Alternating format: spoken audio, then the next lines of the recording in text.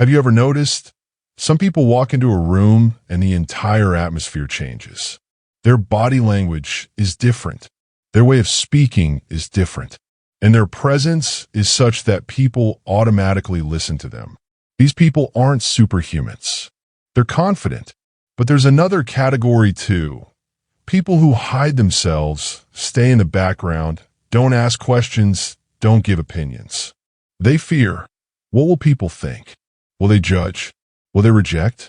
The question is, where does the difference between these two people originate? Not from birth, not from education, not from money, not from family background. The difference comes from daily small activities, mindset, and most of all, self-image. Confidence isn't a gift. Confidence is a skill. And skill means it comes from learning, from process, and from practice. In today's entire video, we'll discuss 11 habits that can build extraordinary level confidence in any ordinary person. Habit 1. Self-respect first. Self-confidence, very first habit is self-respect. This thing comes without loudness, without ego, without boasting. Self-respect means I value my emotions, time, energy, dreams, and boundaries.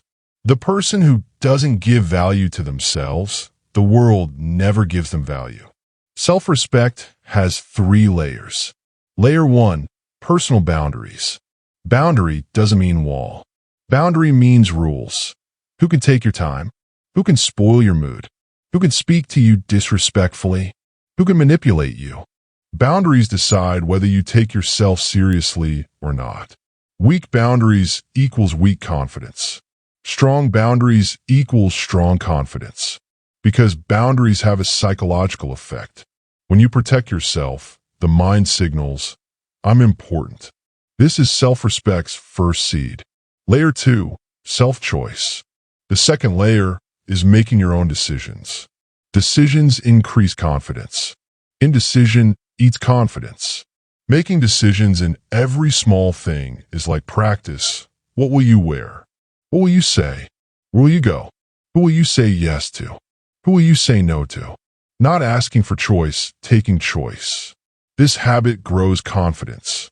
Layer 3, the power of saying no. The most underrated skill is saying no. Low confidence people fear saying no.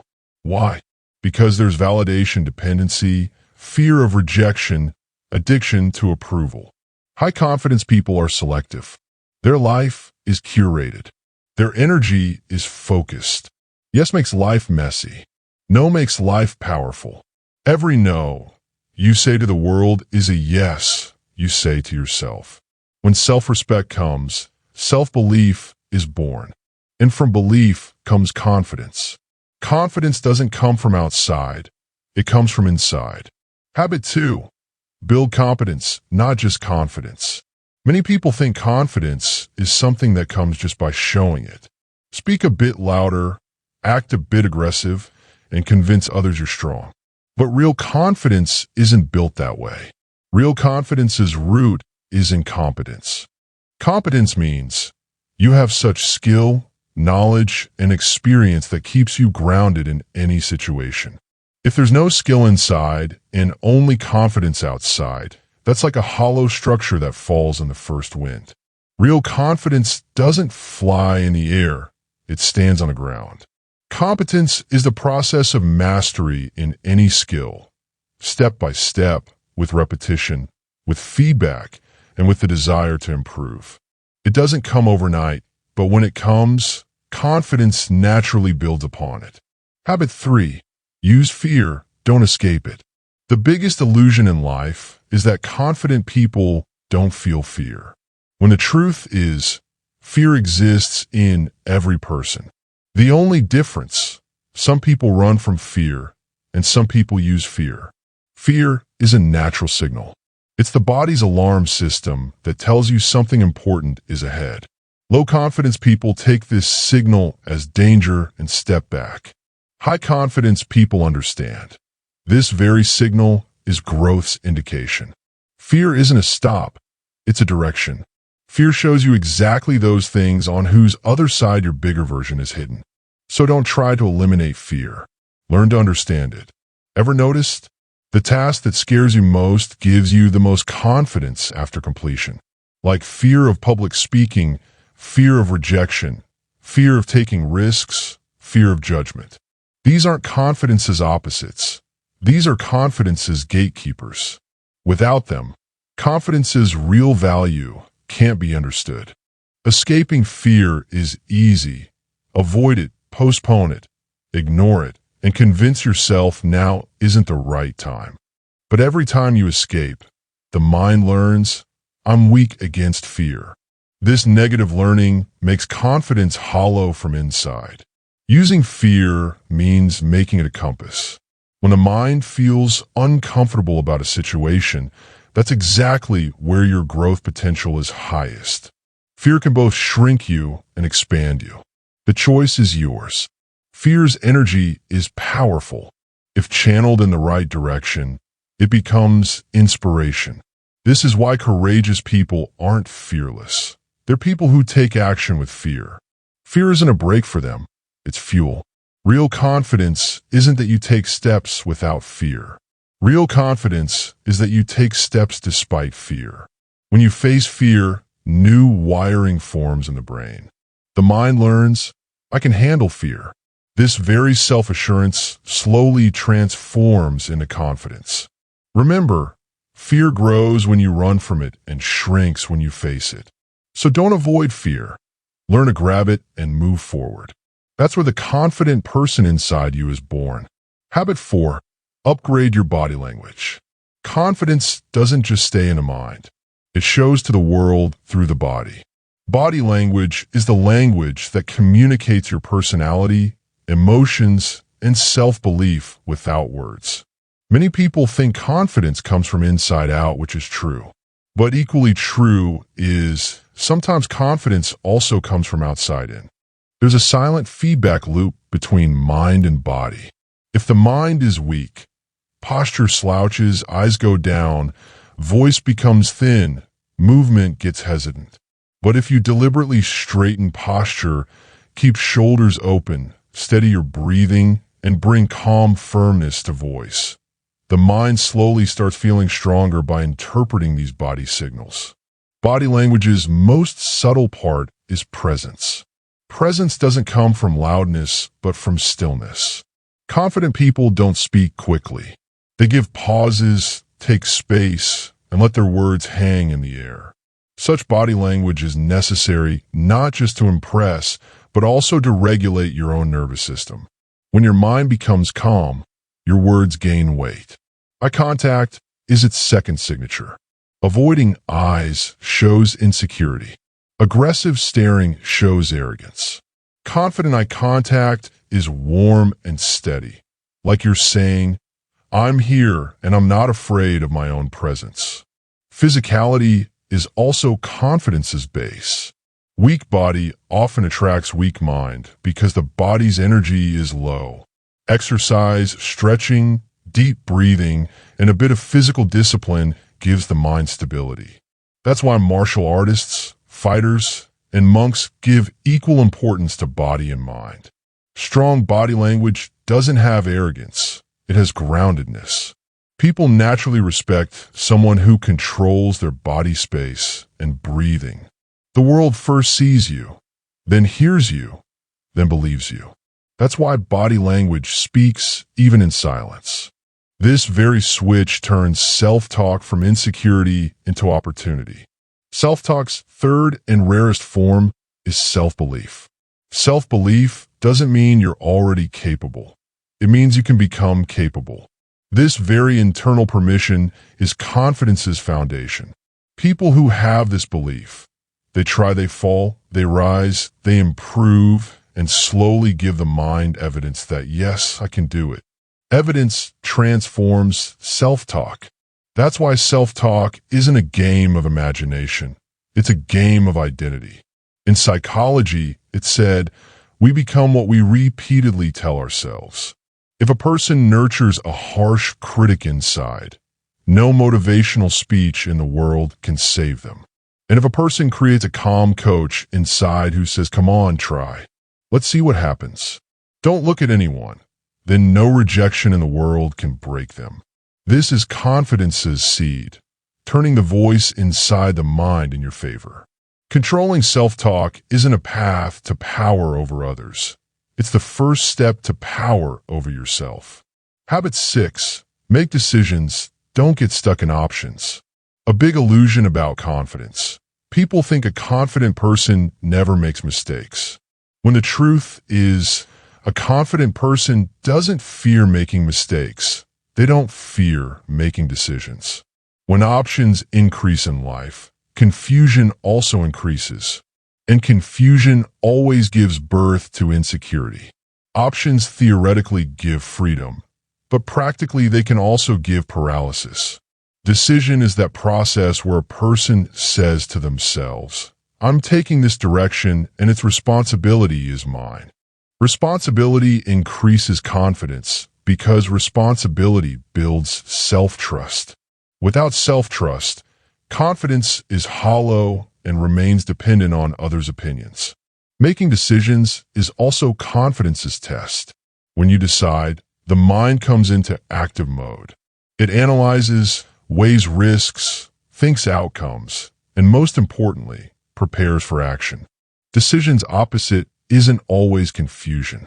Sometimes it's also procrastination. And procrastination silently eats confidence.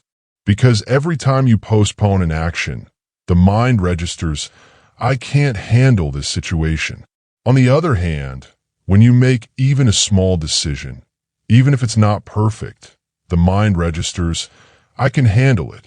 This very micro-evidence slowly turns into macro-confidence.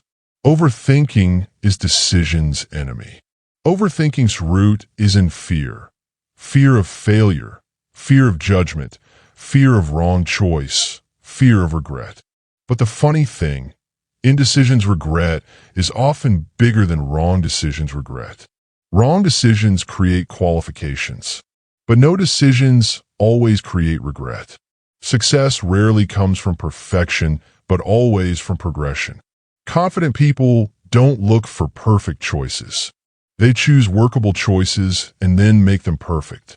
One part of decision maturity, understanding that direction is more important than destination. Very few decisions in life are irreversible. Rest are reversible, adjustable, and learnable. That's why inexperienced mind sees decisions as threat, while trained mind sees decisions as opportunity. Confidence's real beginning happens when a person has the courage to choose one path instead of exploring options. Because path creates identity, and identity is confidence's source. Habit 7. Develop social confidence. Confidence isn't just about feeling about yourself. It's also the art of carrying yourself among others. Social confidence is that very art. Many people are internally capable. They have knowledge, logic, talent. But as soon as they come among people, their system freezes. Voice becomes a bit soft. I start avoiding. Mind starts overthinking. Am I speaking right? Will people judge? Will I seem awkward? And in this inner chatter, conversation ends. Social confidence's problem isn't that the person is weak. It's that they have less exposure. Social situations are like exams. The more you take them, the more you improve. Social confidence's root psychology is stuck in comparison and rejection. Comparison tells the mind, everyone else is better. Rejection tells the mind, what if people don't like me? These two fears make a person a silent spectator. But the interesting thing, people in the world are so occupied with themselves that they don't have as much time to think about you as you think. Social anxiety often arises from imagination, not reality. The people you think are analyzing you are bound in their own insecurities and self-image. Social confidence is actually this realization. The world is a stage, but the audience isn't as big as you assume. The most important skill in social confidence is curiosity. Confident people don't talk more. They ask more. Questions open social energy, and curiosity gives conversation natural direction. Besides this, calmness is also crucial. Socially grounded people don't react quickly. They take pauses, listen, understand, and speak. This very presence attracts people. Presence doesn't arise from loudness, but from stillness. Social confidence isn't an inherited trait. It's a practical drill. It slowly starts with small interactions. A small smile, a small eye contact, a small hi, a small compliment, a small opinion. These tiny exposures teach the brain that social world isn't threat but opportunity. And when the mind starts seeing opportunity instead of threat, then personality doesn't shrink, it starts expanding. Social confidence is that very expansion. The art of living not by hiding yourself in the world, but by opening yourself among the world. Habit 8. Change environment. Identity will change. A human is much more a reflection of their environment than they understand themselves to be. No matter how strong a mindset you have, if surrounding people speak the language of insecurity, jealousy, negativity, and limitation, the mind starts thinking in that language. Environment doesn't just influence personality, it rewires identity. Identity is that invisible script based on which we think, speak, and act. So if environment is shallow, identity becomes fragile. And fragile identity can't sustain confidence. Every person has two environments, physical and digital. Physical environment includes people you meet daily, family, friends, colleagues, peers. Digital environment includes people you follow, whose words you listen to, whose content you consume. In today's time, digital environment is even more powerful than physical because it shapes our beliefs, desires, and insecurities. If the digital world is full of comparison, gossip, negativity, roasting, and shallow validation, identity automatically becomes insecure and self-conscious. Similarly, if environment is full of growth, respect, discipline, and ambition, the mind starts becoming confident and purposeful. Environment identity shaping is another interesting psychology rule. You adapt to survive. The mind adjusts subconsciously, not consciously. If environment has high-standard people, the mind tries to upgrade itself. If there are low-standard people, the mind lowers its standards to get belonging. Belonging is a bigger human need than confidence. And for this, a person even compromises their identity.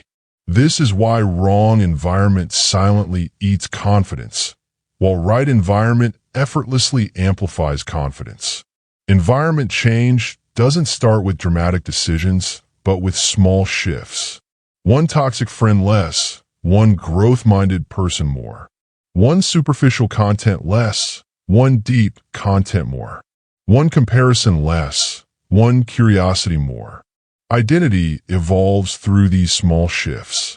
And when identity evolves, confidence comes as a natural consequence. That's why environment isn't just background, it's foundation. The environment you choose creates identity, and the identity formed creates future. Habit 9. Routine plus discipline equals confidence. Confidence is born inside, but it needs an external structure. And that very structure is given by routine and discipline. In a disorganized life, the mind always remains uncertain. An uncertain mind is never confident.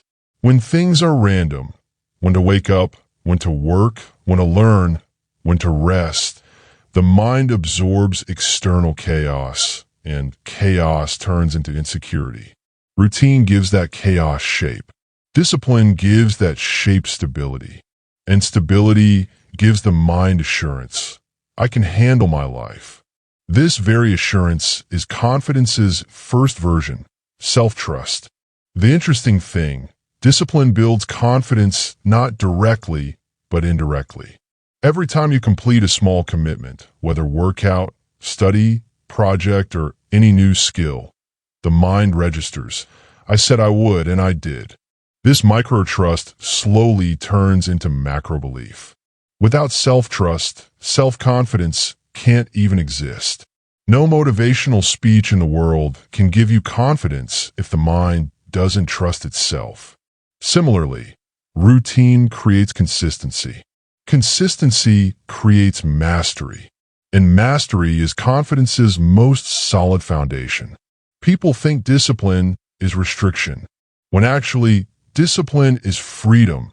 Freedom from uncertainty, freedom from hesitation, freedom from procrastination.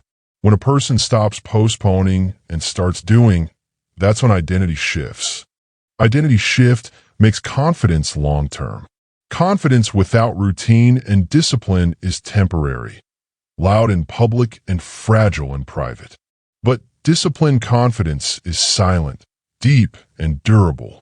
That's why confidence isn't built just by speaking or showing. It's built by fulfilling small commitments daily. Routine and discipline are those invisible weapons that slowly teach a person to take pride in their own version. Habit 10. Learn self-validation. Don't seek external approval. Confidence's biggest danger is approval addiction. A person isn't insecure only when doing wrong work.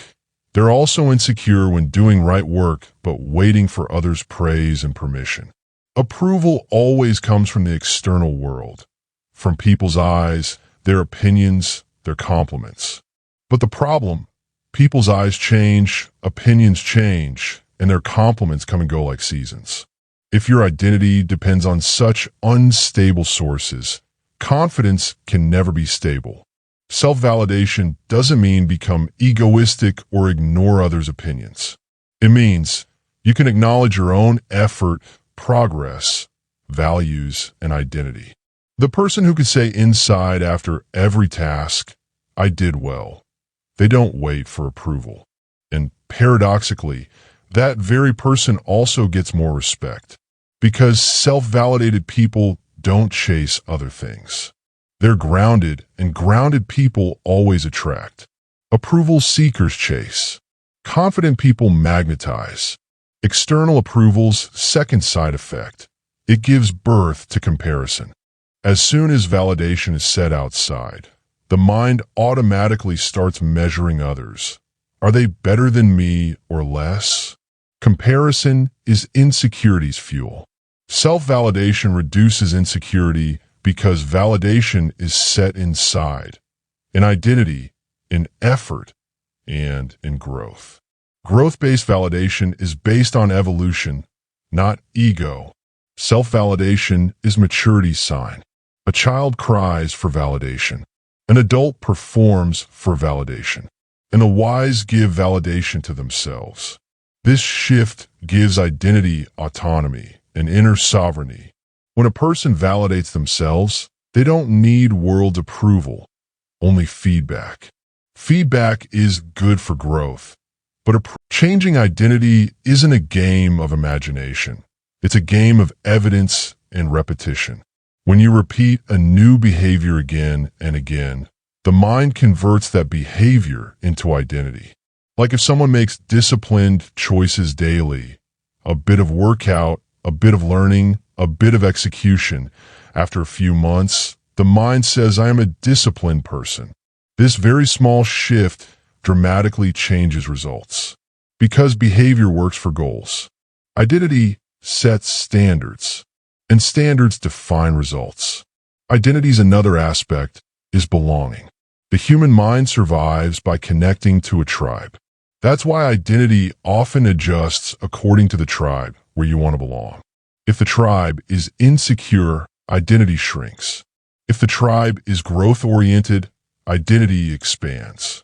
Identity is never neutral. It either evolves or deteriorates.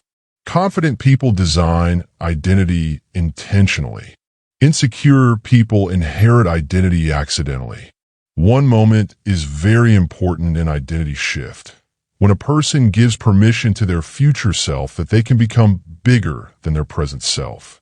When this permission comes, results start changing by themselves.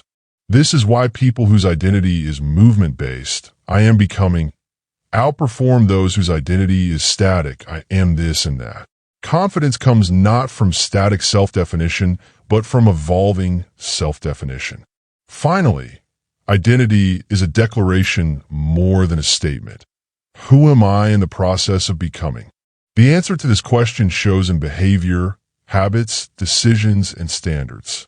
And when identity upgrades, changing results becomes not a choice, but a natural outcome. This is confidence, expanding identity so much that life itself starts making bigger decisions. Conclusion. In the end, it's not just about habits. It's about the journey where you mold yourself into a new version. Confidence isn't an overnight miracle. It's the summation of small decisions, daily discipline, better self-talk, and evolving identity.